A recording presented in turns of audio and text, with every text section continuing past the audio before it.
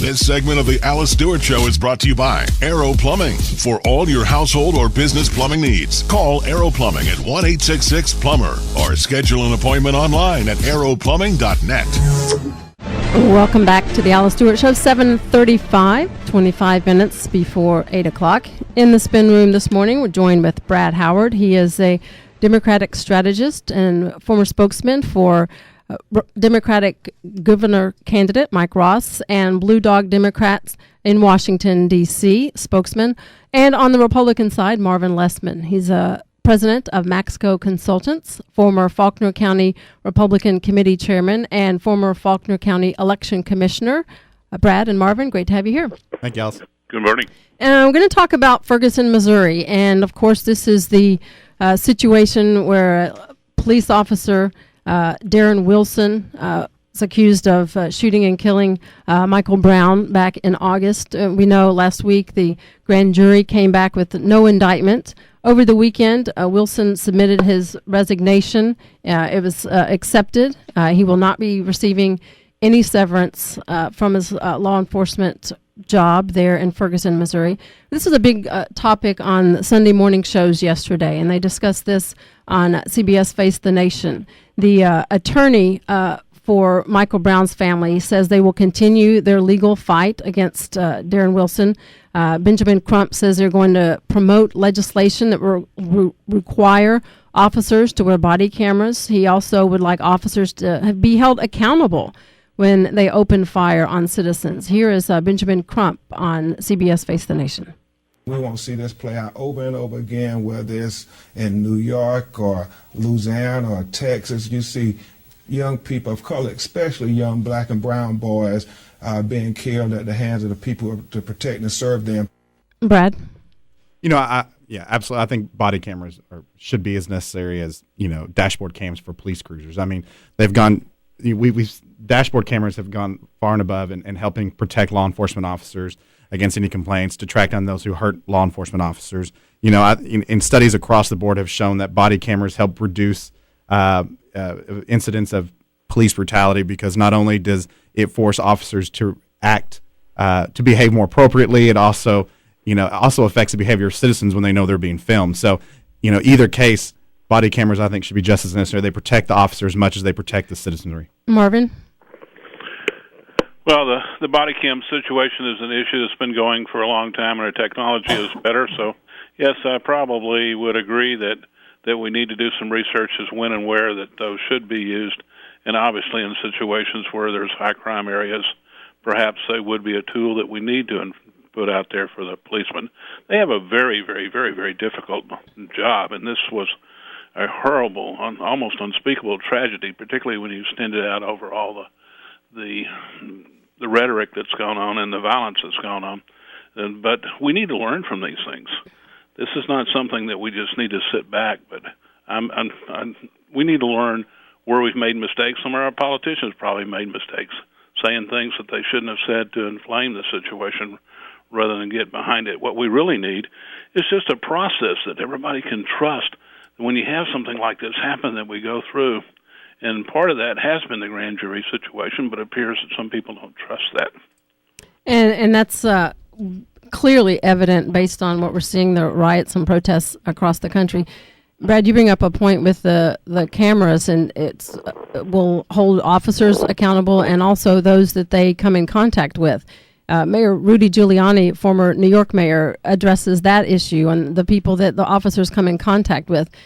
He was on Fox News Sunday, and he's talking about racial tensions between police and the black community. And he says there is more interaction and more unfair interaction among police officers in the black community than in the white community. On Fox News Sunday, Mayor Giuliani said he feels that African Americans also hold some responsibility for police presence in their communities. I think some of that responsibility is on the police department and on police departments to train their police officers better and to make their police departments much more diversified. But I think just as much, if not more, responsibility is on the black community to reduce the reason why the police officers are assigned in such large numbers to the black community. Marvin, your thoughts? Well, it's like any other problem that you get like this. You really have to study all the angles. And, well, my background is business consulting and some political consulting, and you take a look at all the issues behind this, you need to go back to the core issue. And I think Rudy's got some very good points in that some of the high crime areas are some of the minority areas, and it doesn't have to be just the black areas, but certainly it's been more of those than others in some of the minority areas. But it went in, this really bothers me. I mean, I was coming back from Little Rock the other day, actually Tuesday, the same day this started all going down, and I saw on the side of the road one of the highway patrolmen, big white burly guy, out there helping some black youngsters change a tire and along the side of the road. I mean, that's the kind of police enforcement that people don't give credit to, and right. that's what we need to be looking at. How do we change the process where everybody's happy with the process as best as we can? We'll never get everybody happy. Yeah, and those are the officers that are really reflective of what we see across the country. Brad, your thoughts on Mayor Giuliani's comments that the African Americans hold some responsibility? Well, I think as a community, each of us have to play our own part. I mean, it's our community. We want to make our communities better and safer, and I think we all have a role in that. But to blame this entire situation on the black community is insulting. And I think, I saw someone call it irresponsible and dismissive, and I think it truly was. I think Rudy Giuliani just completely missed the boat there. I think, to essentially blame an entire population of the problems in Ferguson instead of examining the entire situation, the broken process, the policies that are in place, the issues of poverty and hunger and homelessness, and the generational problems in the African American community, that it's not their fault and it's a community problem. We shouldn't be blaming one group of people or another. We should be looking into our own communities.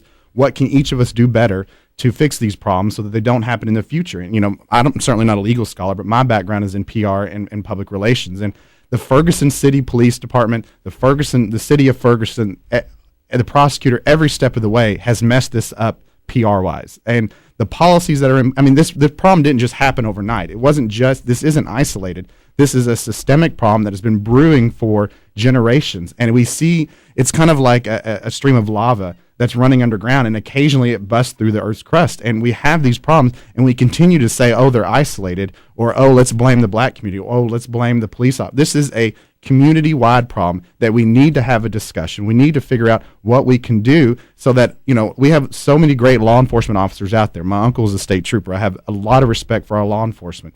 But there are bad apples. And we need to figure out how best that we can build the trust between communities of color and between the police department. And you can't just put the ball in the court of the black community. It's got to be a joint effort. We've got to have this discussion. Police forces have got to make serious and substantive policy changes to make the system better. I agree with a lot of what you're saying. I think Mayor Giuliani's point is that you have to look at both sides. You have to look at why the officers are in these communities more than other communities, and that he's just saying to make sure and correct both of the systemic problems on both ends. So, and we're going to take a break, and with that, we're going to continue this conversation because there's a few more angles that I want to highlight that were brought up yesterday on the shows, and then a big meeting that's taking place today at the White House. We'll come back with Brad Howard and Marvin Lessman to discuss more on the Ferguson situation. This segment of the program brought to you by Aero Plumbing. For all of your household or business plumbing needs, give them a call, 501-588-3200, or go online at aeroplumbing.net.